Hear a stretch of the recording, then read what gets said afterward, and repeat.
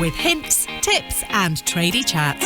Grab yourself a brew because it's about to start. This is Women in Trades with Amy the Sparky. Before the show starts, I just quickly wanted to talk to you about Tradify. Tradify is a fast-growing job management platform for all busy tradespeople. It's great for managing all sorts of business admin such as quotes, tracking invoices, timesheets and appointments, leaving you more time to focus on other important things. Tradify have very kindly given me a discount code for my viewers, so check them out by clicking the link in my show description and using discount code AMY50 to get 50% off.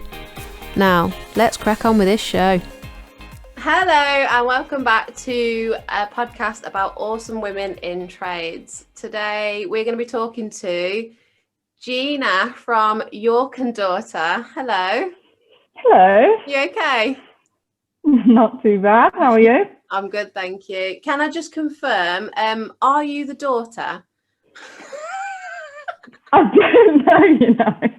I don't actually know. I need to check. I do need to check. Fucking hell. I hear that people have an issue with that. So many people. Nottingham is just full of them. Full of them. I think you're the daughter. I really do. I still don't know. A lot of people ask me. I don't know. I really don't know. I'll tell them I am. But... For the purpose of today's podcast, we're going to say that you're the daughter. Thank you. Right. So I want to know all about you, really. Starting off right at the beginning.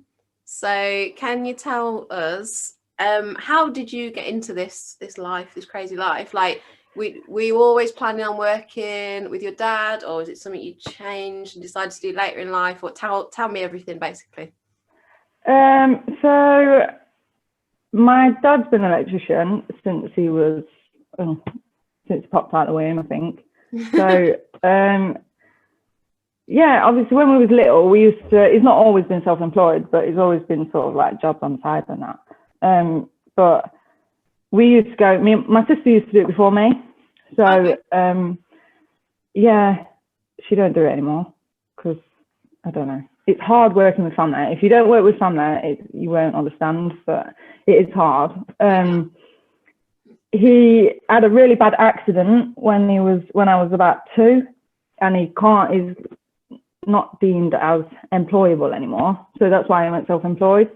Oh. And I didn't want to do it because my sister was like, oh, don't go into it sort of thing. It's really hard, blah, blah, blah.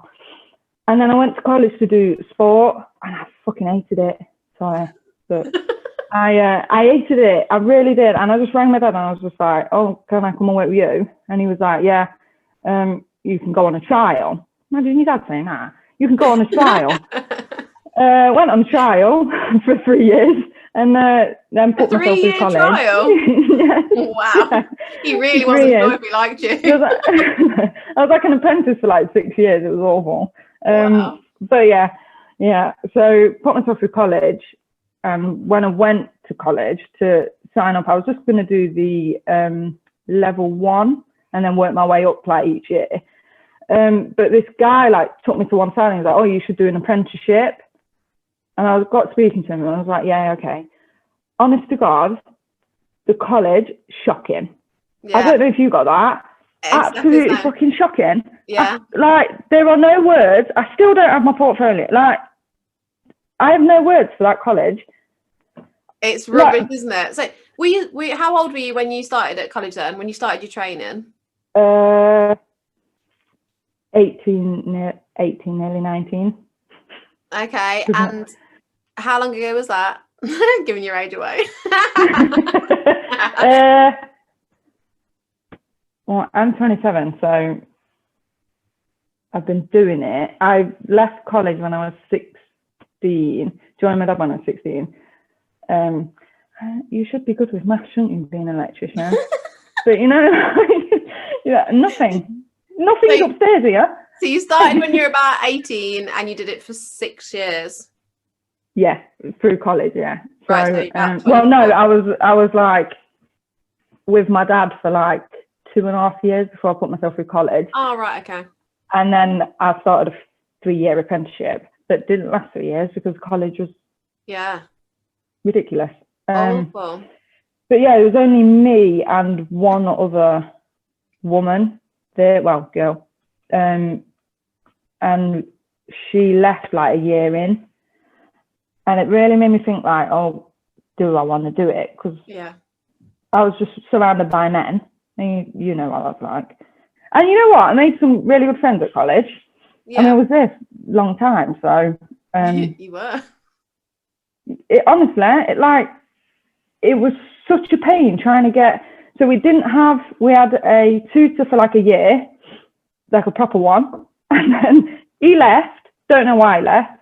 And then we didn't have one. We used to turn up at college and just have food fights. Yeah. Waiting for a teacher to come. Like, it was absolutely ridiculous.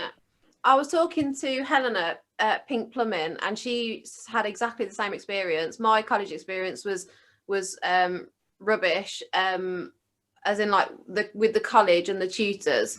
I never had any problem with the lads in the class. I was the only female there, but I never had any trouble with the lads in the class or, you know, anything like that. But the actual college was so badly run. I really think they need to sort of buck their ideas up. That was me going back as a mature student full time.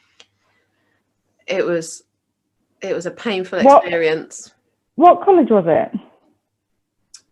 It was Tamworth. Okay. It was the Talk campus in Tamworth.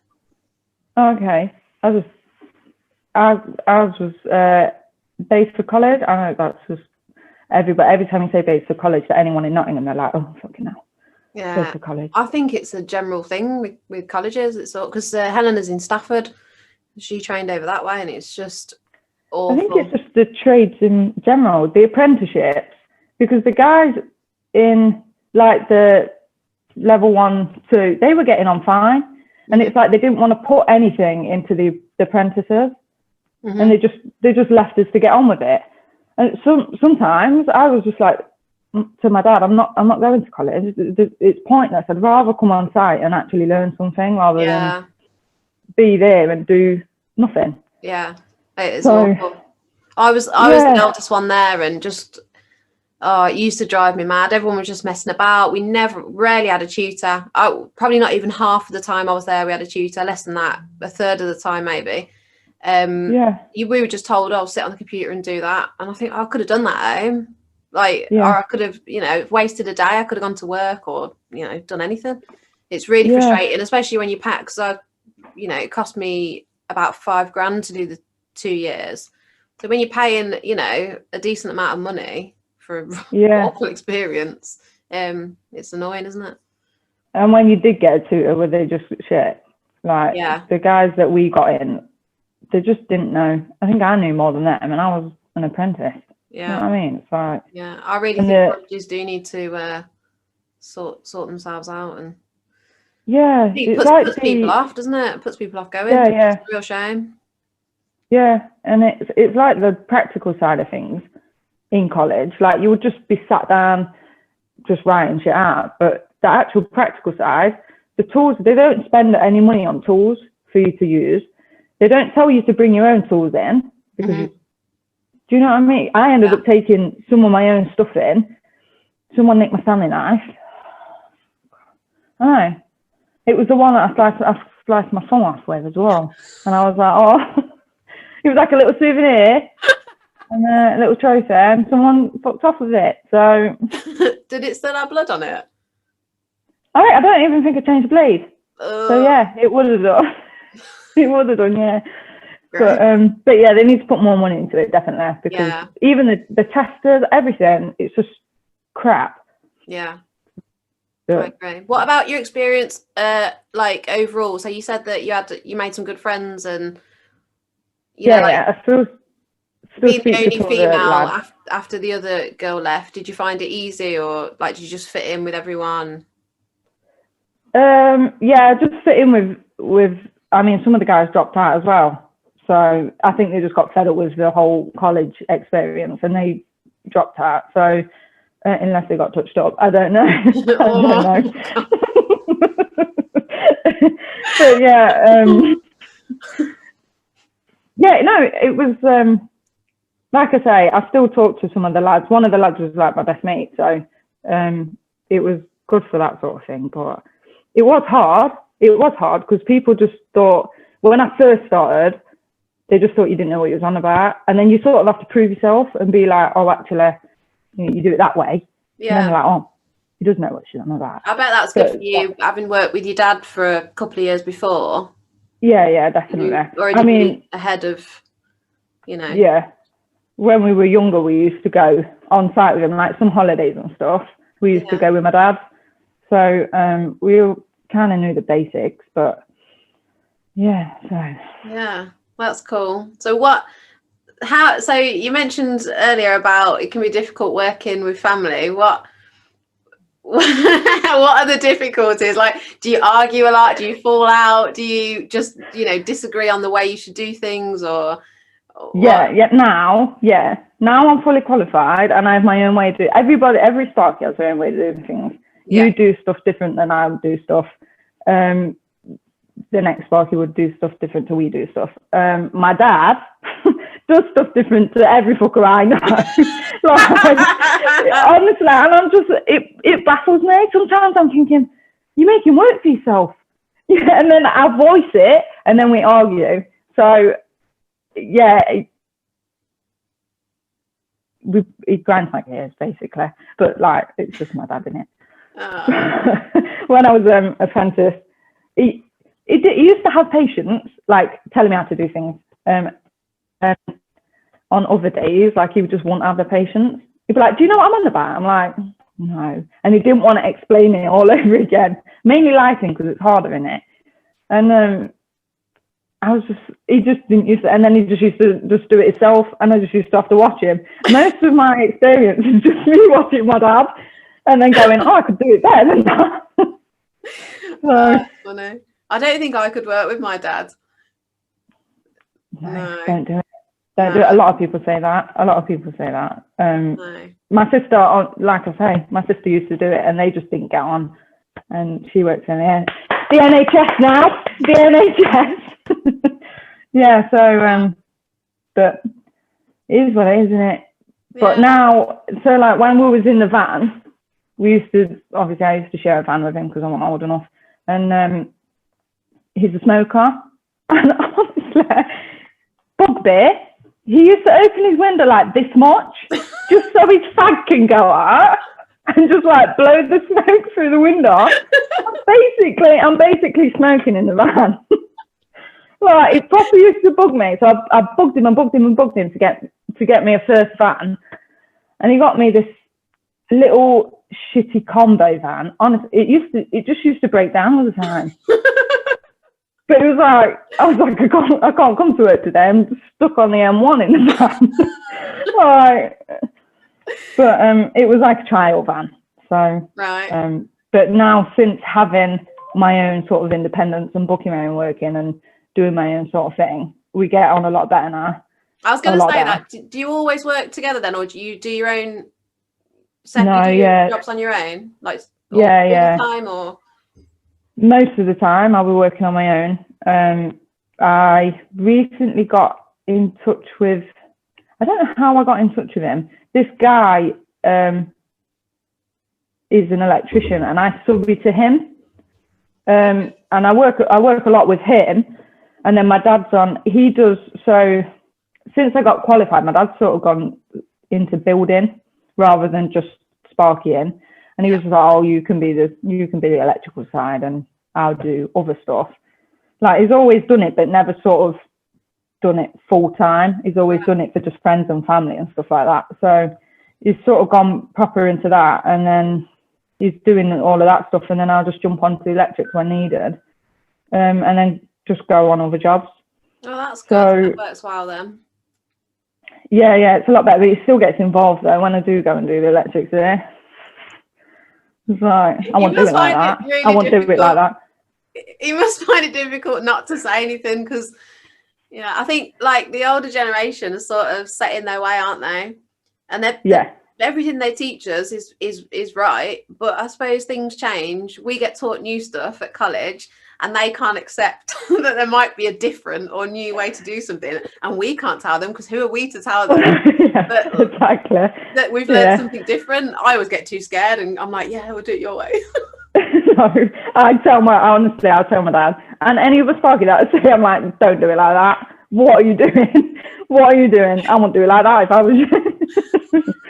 Oh, just my dad. Oh, he does.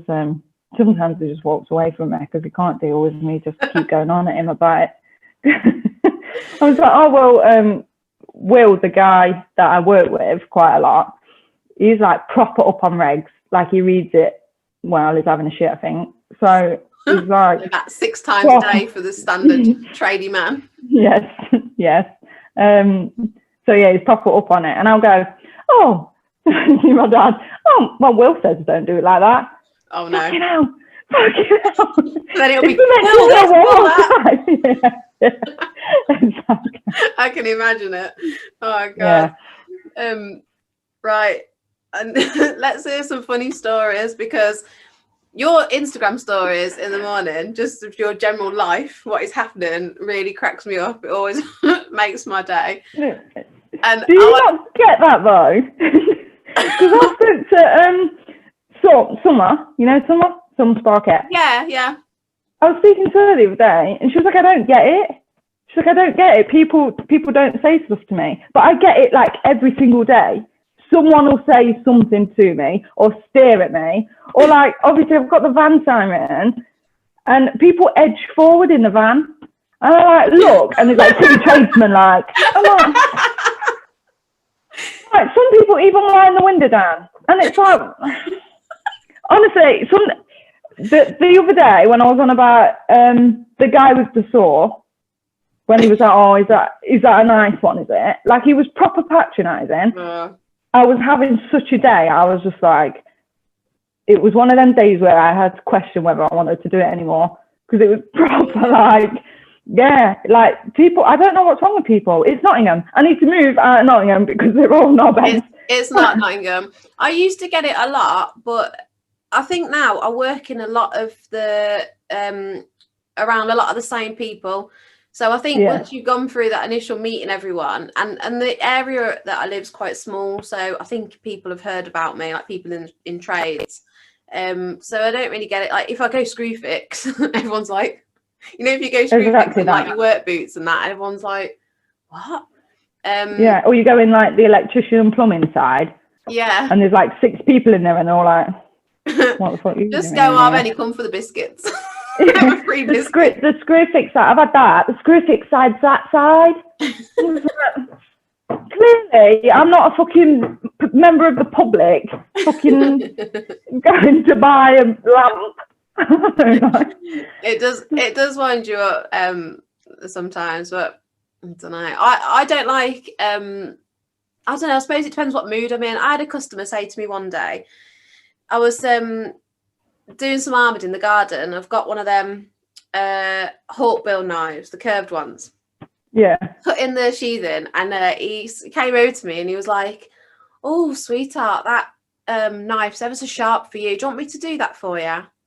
And I was like, it's my fucking you know, job, like, can you not hear I'd have walked off. I would not hear up. No. Yeah. Can you not hear how patronising you are? And I wouldn't have minded, but I bet the guy doesn't even own a screwdriver. He's got an office job. So I'm thinking, why are you going to be any better at using this knife than me? Honestly, it proper winds me up. That sort of thing does. And you know, when you think you're employing me to come and do this job for you. If you don't think I can bloody do it, why have you asked me to come and do it? You're going to pay me to sit and do my work for me. Have you ever been turned away from a job? No, never. Have you? Yeah. No. Yeah, I've been turned away from a job, yeah. So we do quite a lot of EICRs for a guy. I have a story about the guy, but I might tell you off of this. Okay. And then we can speak about it another day, I don't know. Yeah, the guy, he owns quite a lot of property and he rents it out, and he books in with the tenant, and then I'll turn up, or my dad will turn up. I turned up, opens the door, electrician. He's like, you're not doing it. I was like, I am, yeah, electrician. He was like, you're not doing that job. Shut the door.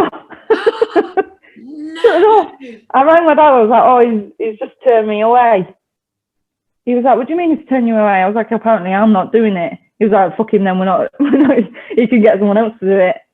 But yeah, honestly, I've been turned away. That's madness. I don't know whether it's because, I don't know, well, I always assume it's because I'm a woman, whether it's because I look quite young, I don't know. Yeah. But I've got quite a lot of experience. People think, I went to quote a job the other week, and the guy I was quoting for, so I met him a few times. He was like a friend of a friend. And he went, have you done this before? I was like, yeah, I've got 10 years experience, yeah. He was like, oh, you look like you've just come out of school. I was just like, okay, fair enough, if that's what you think. But I just automatically assume that it's because I'm a woman, just because of the experiences that I've had.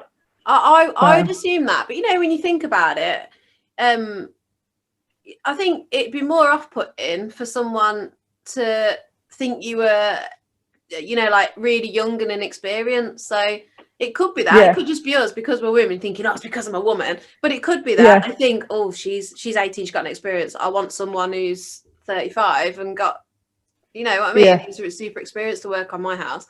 So yeah, it could be that. But we always assume it's because we're women, I suppose. It's hard not to, like you said, with the experiences that we have. Yeah. You always get people that they're like mad surprised. They're the best. Like, oh, and what made you want to do this?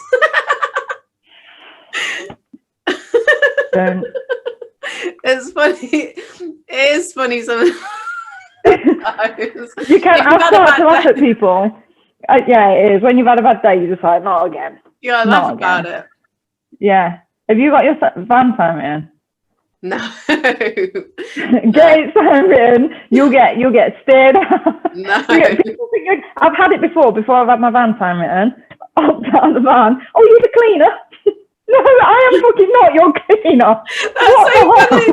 One of the jobs I turned up to, it was on a site of a fast food restaurant. I got out. I had a car then, not in the van. I got out of the car, all in my gear, like boots, trousers, high vis I'd put on, everything already, hard hat, walked over, and someone was like, oh, are you the cleaner? I'm thinking, no, why would you cleaner turn up at 7 o'clock in the morning in full high vis, like full PPE? Like, no, I'm not. It's my first day as an electrician. It was so cringe. Some people, honestly, some people just don't think before they say stuff, do they? No. They just don't. It just comes out. Yeah. Honestly, when I walked in B&Q the same day, I didn't add it onto the story because it was just too long.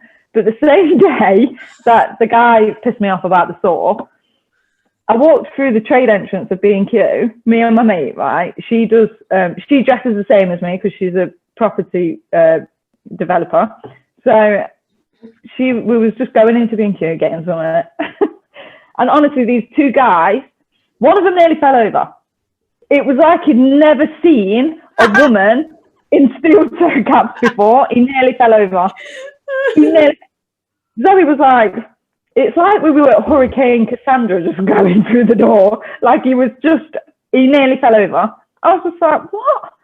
What is wrong with people? He was proper steering all the way through, just like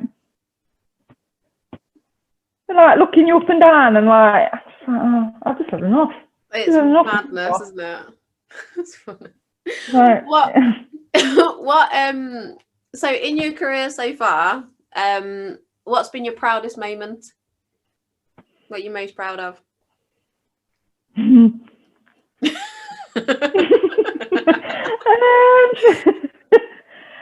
I don't know. I guess it'd be, so I passed when I did my AM2, I passed it like quicker than anyone else. That's and awesome. This guy had to go back and redo his fault finding.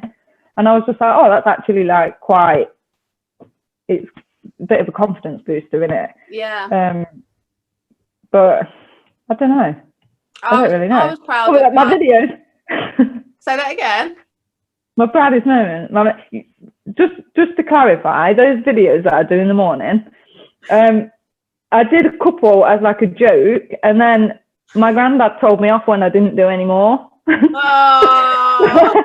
Yeah, so I have to keep doing them to make him to keep him happy. Oh, that's so cute. Yeah, and then a few people have been like, "Oh, you cheer me up, blah blah blah." So, yeah, it is funny. It does crack me up. And I'm usually well miserable in the morning because I'm not a morning person. and now that it's freezing cold, I open the door, I see all the ice on the van, and I'm like, no. I used I can't remember who it was, but he put a post on about filling a sandwich bag up with warm water. I saw that. You see that? I tried that this morning. Was it good? Tried that this morning. It burst. It burst. And then as soon as it hit the floor, it froze. And then you slipped on it, cracked your head open. Could only happen to you. I did slip on it. I did slip on it. I didn't crack my head open, but I did slip on it. I was more worried about my neighbour, 84-year-old Doreen, with a walking stick. Oh. walking across it. So I won't be doing that again. I use the old spray. The ice spray. Everyone always says, blokes always say, you shouldn't use that, it ruins your wipers. And I'm like, I don't care, it's fast, I just buy new wipers. You don't put the guy over the road from me puts his wipers on, fully on the ice until it's gone. I hear him every morning. Turn them off, you're wrecking them, and it's affecting me. It's affecting me. That was fun. What else did I want to ask you? What have you had any oh no, I've already asked you that. I was going to ask you, have you had any injuries? Anything? Yeah. And how are you with blood? Because my only bad injury was a cut on my thumb that didn't turn out to actually be that big, but it bled a lot, and I was crying and everything. Yeah, no, I can't remember how long ago it was. About 7 or 8 years ago, I fully sliced my thumb with a Stanley knife. That's what I did.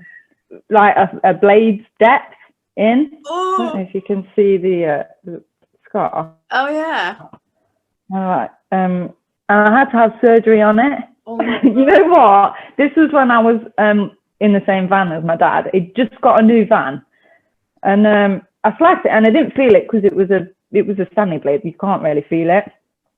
I sliced it, and I went, "Oh, Dad, I've cut my thumb."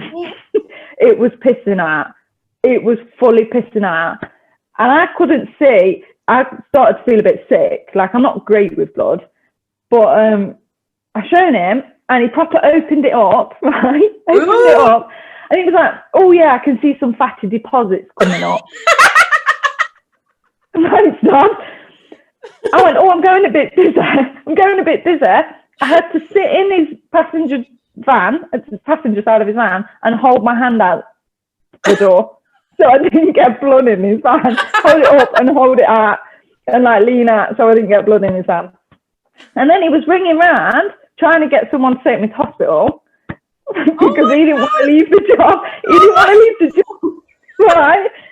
My granddad ended up taking me, and I went in, and the only thing my dad had on his van, bearing in mind my sister works for the NHS, right? You think we'd know what we're on about. Yeah, he didn't. The only thing he had was a fluffy bandage. He just banged it on there and got a load of electrical tape and taped it off. Went in, the nurse had to pick the fluff out.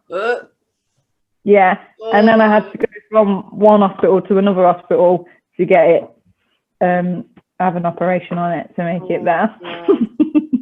But it's one of them where it still hurts when you bang it. Oh. But yeah, that's my worst one. You're brave. But yeah. No, I didn't cry though. I didn't cry. I'm surprised I didn't cry. I'm so proud of you because I cry like a baby. Yeah, and then everybody would have been like, "Oh, look at that woman crying because you cut off." Yeah, that's true. Then we get stick for it. Exactly. Right. Dead to me. My internet is going rubbish and you keep freezing, so I'm going to have to say goodbye. But will you come back and talk to us more, because your stories kill me? Yes, I will. It's been lovely to chat with you. And you, thank you so much. And yeah, good luck with your working with your dad. Sounds well. Thank you. Thanks. All right, I'll speak to you soon. Keep the stories Speak to you soon. Bye. I will do. That was Women in Trades with Amy the Sparky. Never miss an episode by subscribing now. Just hit the subscribe button and turn your notifications on.